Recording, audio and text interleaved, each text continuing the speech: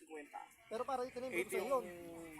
Tinimbrog sa'yo yun. Araw-araw ay may patay. Kamatayan ka ako kami. Yung sa'yo nga lang lumusot. Lumusot din sa akin, May no? bulto na kumuha sa kanya. Yung sa akin mabigat. 20 ka lang. 50 rin na rin ako. May kumuha ng Ka stick masasama ano. rin. Binigyan ka 2,000. 200 di presyo na amni kinala ko ng talagang tubig. Ah, kung may discount na Nalunod ka sa banyera. Kumain. Inom lang ang tubig para sobrang gutom. Kaya kayo kumuha ng bolong ng lalaki, di baling kumuha ng babae, mas matibay ito yung bawasan namin. Pwede nyo ka, basta good lang. Kasi 40 pa Eh, lang. di ba yung mataas gusto? Ayun nga, Bebenta mo maganda to. 40 piraso. Kaya nga, tumawag na naman si Marie sa akin.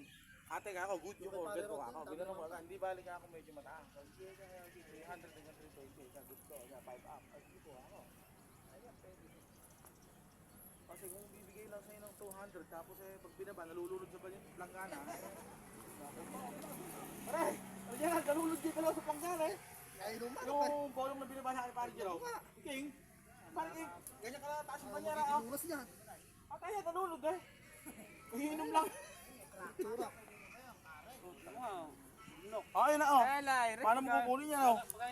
Wala yun eh. Eh, pare Rod. Wow, sino may itsura? Oh. Ano kaya kain? Oh, bibigay sa'yo 310 pa yung puhunan yan. Natawaran Ano ba? Ano mangyayari sa inyo no? Sinamda ko dito ni Jerome, kinakabili na isang sasakyan ng maganda. Ay, parang yung 3 time. Ay, nakabili si Jerome ka ng ano.